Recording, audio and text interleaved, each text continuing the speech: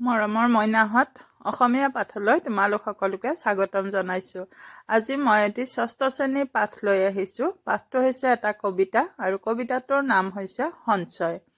সঞ্চয়ৰ জৰিয়তে আমি কি কি কামত ব্যৱহাৰ কৰিব পাৰোঁ সঞ্চয় ধন, তাৰ ওপৰত এই পাঠটো দিয়া হৈছে। সঞ্চয়। উইৰ সঞ্চয় মাটি কৰা, মৌৰ সঞ্চয় বিচনীখন। উইৰ সঞ্চয়ে মাটি ৰঘৰে, মৌৰ সঞ্চয় মধুবৰ্ষণ। অৰ্থাৎ ইয়াত কৈছে তোমালোকক যে উইয়ে যি মাটি সঞ্চয় কৰে সেই মাটি কৰা হয়, মানে খুব টান হৈ যায়, তাত ৰস একো নাথাকে। তাৰ ফলত সেই মাটি খেতিৰ অনুপযোগী হয়। খেতি কৰিলেও তাত কোনো ধৰণৰ উৎপাদন নহয়, সেই মাটিখিনি নষ্ট হৈ যায়। এই ছবিখনত তোমালোকে চোৱাচোন, এইবোৰ হৈছে উইৰ সাফলো। উইয়ে যিবোৰ মাটি জমা কৰে সেই মাটিবোৰক উইৰ সাফলো বুলি কোৱা হয়। এতিয়া উইৰ সাফলোৱে যিবোৰ মাটি আমি উইৰ সাফলোত পাওঁ সেই আটাইবোৰ মাটি উইয়ে মুখেৰে আনি জমা কৰে। তেওঁলোকে সেই ঘৰটো বনায়। তো সেইখিনি তেওঁলোকে সঞ্চয় কৰা বস্তু। উই পোকবোৰে সঞ্চয় কৰে সেই মাটিখিনি। কিন্তু সেই সঞ্চয় কৰা মাটিখিনি কি হয়, কোনো কামত নাহে আৰু সেই মাটিয়ে আমাক উৎপাদন শক্তি নাইকিয়া কৰি পেলায়। সেই খেতি যদি কৰা হয় সেই মাটিত কোনো শস্য, তেতিয়াহ'লে সেই শস্য তাত উৎপাদন নহয়, শস্যবোৰ মৰহি যায়। সেইকাৰণে কোৱা হৈছে যে উইৰ সঞ্চয় মাটি কৰা। সঞ্চয় শব্দৰ অৰ্থই হৈছে সাঁচি ৰখা। উইয়ে এই মাটিবোৰ সাঁচি ৰাখিছে যদিও সেই সাঁচি ৰখা মাটিৰ পৰা তেওঁলোকৰো কোনো কামত নাহে, উইবোৰৰো কোনো কামত নাহে, লগতে সেই মাটিবোৰ নষ্ট কৰিও পেলায়। গতিকে আমি যি বস্তু সঞ্চয় কৰোঁ বা সাঁচি ৰাখোঁ, সেই সাঁচি ৰখা বস্তুটোৰে আনৰ মংগল সাধন হ'ব লাগিব, কিবা কামত আহিব লাগিব, তেতিয়াহে সেই সঞ্চয়ৰ আমি মূল্য পাওঁ। ছবিখনলৈ মন কৰা, এয়া মৌ-মাখি। মৌ-মাখিয়ে সঞ্চয় কৰে উইৰ দৰে, কিন্তু মৌৱে যি সঞ্চয় কৰে, তোমালোকে নিশ্চয় জানা মৌৱে কি সঞ্চয় কৰে। ফুলৰ পৰা মৌ ৰস সংগ্ৰহ কৰি তেওঁলোকে মৌৰ বিচনী সাজে আৰু তাত মধু সঞ্চয় কৰে। গতিকে মৌ-মাখিয়ে যি সঞ্চয় কৰে তাৰ ফলত আমি যি মৌ পাওঁ, মৌ-বাহ পাওঁ, মৌৰ বিচনী পাওঁ, সেই বিচনী সেই মৌ-বাহৰ পৰা আনৰ উপকাৰ হয়। অৰ্থাৎ মানুহেও সেইবোৰ খাদ্য হিচাপে লৈ শৰীৰৰ উপকাৰত আনিব পাৰে আৰু মৌ-মাখিৰো কামত আহে। গতিকে এইটো তোমালোকক পাঠটো তুলনা কৰিছে যে উইয়ে সঞ্চয় কৰে যদিও সেই সঞ্চয়ৰ পৰা কোনো উপকাৰ নহয়, কিন্তু সেই একেদৰে মৌ-মাখিয়ে ফুলৰ পৰা সঞ্চয় কৰা সেই মৌৰে আৰু সেই মৌ-বাহৰ পৰা মানুহৰো উপকাৰ হয়, লগতে মৌ-মাখিৰো উপকাৰ হয়। গতিকে যি বস্তু সঞ্চয় কৰা যায় বা যি বস্তু সাঁচি ৰখা যায়, সেই সাঁচি ৰখা বস্তুৰ দ্বাৰা সকলোৰে উপকাৰ সাধন হ'ব লাগিব। পিতাকে হাৰিলৈ চোৱা, বাঢ়ে কৃপণৰ সঞ্চয় নিতে, আন্ধাৰ মাথোন চোৰ চাঙত, জ্ঞানৰ সঞ্চয়ে পোহৰ বিলাই, মনৰ নেদেখা কুণ্ঠিবোৰত। এই কবিতাৰ শাৰীকেইটাত ইয়াকে কৈছে যে কৃপণে ধন বহুত সঞ্চয় কৰে, সাঁচি ৰাখে, কিন্তু সেই সঞ্চয় কৰা ধন খৰচ কৰিব নোৱাৰে, তেওঁলোকে জমাহে ৰাখে।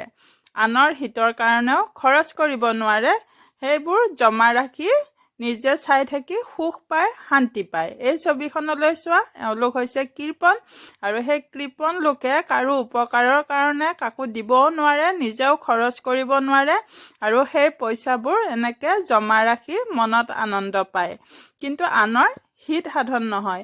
এনেকে পইচাবোৰ জমা কৰি থলে অকল চোৰৰ কাৰণে ভয়হে থাকে। এতিয়া চোৰ চাঙত আন্ধাৰ, চোৰ চাঙৰ কথা কৈছে, অৰ্থাৎ যি চোৰ চাং, এয়া মই এটা পেৰা দেখুৱাইছো। এইটো অৱশ্যে চোৰ চাং নহয়, চোৰ চাং হৈছে বাঁহেৰে নিৰ্মাণ কৰা ডাঠ বেৰৰ ধন থোৱা এটা ঠাই। সেই ধন থোৱা ঘৰটোত কৃপণে ধনবোৰ জমা ৰাখে আৰু সেই জমা ৰখা ধনৰ সেই পেটেৰিটো, সেই ঠাইখনি আন্ধাৰ হৈ থাকে আৰু সেই ধনেৰে কোনো কামত নাহে, কাৰো উপকাৰতো নাহে। ছবিখনলৈ চোৱা, আৰু লগতে কবিতা দুষাৰিলৈও মন কৰা। জ্ঞানৰ সঞ্চয়ে পোহৰ বিলাই মনৰ নেদেখা কুণ্ঠিবোৰত।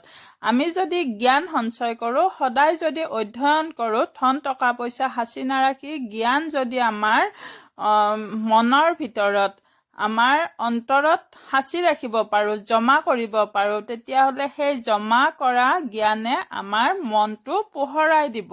অৰ্থাৎ আমি বেছি জ্ঞানী হ'ম, আমি বেছি জনা শুনা মানুহ হ'ম।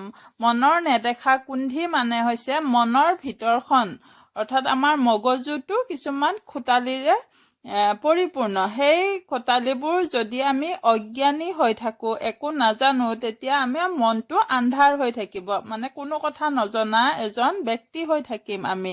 তো যদি আমি জ্ঞান সঞ্চয় কৰোঁ, আমি যদি বেছিকৈ অধ্যয়ন কৰোঁ, নজনা কথা জানো, তেতিয়াহ'লে সেই মনৰ যিবোৰ আমাৰ নেদেখা খোটালি আছে, সেই কোঠালিবোৰ কি হ'ব? পোহৰ হ'ব আৰু আমি জ্ঞানী হ'ম। কবিতা কেইষাৰিলৈ মন কৰা। পুণ্যটোৱা গংগাজল সাঁচি থলে হয় শান্তিয়নী পবিত্ৰ জল। সোণৰ পাত্ৰটো মহৰ ঘুলিৰ জল সাঁচি থলে নহয় নিৰ্মল। এই কবিতা চাৰিশাৰীত কৈছে পুণ্যটোৱা জল। পুণ্যটোৱা মানে হৈছে কেইখনমান নদী, এই 7খন নদী। গংগা, যমুনা, গোদাবৰী, সৰস্বতী, নৰ্মদা, সিন্ধু আৰু কাবেৰী। এই 7খন নদীৰ পানীক পবিত্ৰ পানী থকা নদী বুলি কোৱা হয়। আৰু এই পুণ্যটোৱা নদীৰ পানী যদি সাঁচি ৰাখোঁ, সাঁচি থওঁ, তেতিয়াহ'লে সেই পানী পবিত্ৰ পানী হিচাপে আমি কিবা কামত ব্যৱহাৰ কৰিব পাৰোঁ। আৰু সেই পানীক শান্তিয়নী পবিত্ৰ পানী বা পবিত্ৰ জল বুলি কোৱা হয়। আৰু সি কামত আহে সাঁচি ৰাখিলে। গতিকে এই পুণ্যটোৱা এই 7খন নদীৰ পানীৰ লগতে গংগাজলো যদি সাঁচি থওঁ, সেই সাঁচি থোৱা পানী আমাৰ পিছত কামত আহিব। কিন্তু মহ ঘুলি, অৰ্থাৎ যি ঠাইত মহে গা ধুৱে, মহে পানী বোকা লয়, সেই মহ ঘুলিৰ পানী যদি আমি সোণৰ বাচনতো সাঁচি থওঁ, তেতিয়াহ'লে সেই সাঁচি থোৱা সোণৰ বাচনৰ পানীয়ে কোনো কামত নাহে, কাৰণ সেই পানী শান্তিয়নী জল নহয়। আমি পিছত কোনো কামতে লগাব নোৱাৰোঁ সেই পানী, কাৰণ মহগুলিৰহে পানী, সেয়া লেতেৰা পানী, পবিত্ৰ নদীৰ পানী নহয়। যিহেতু আমি ধৰ্মীয় মান্যতা অনুসৰি এই পুণ্যটোৱা 7খন নদীৰ পানীক পবিত্ৰ কামত ব্যৱহাৰ কৰিব পাৰোঁ, কিন্তু মহঘুলিৰ পানী আমি পবিত্ৰ কামত ব্যৱহাৰ কৰিব নোৱাৰোঁ। সেয়াই কবিয়ে কৈছে যে সোণৰ পাত্ৰটো যদি আমি মহঘুলিৰ জল থওঁ, তেতিয়াহ'লে সেই জলে পিছলৈ কামত নিদিয়ে আৰু সেয়া নিৰ্মলো নহয়।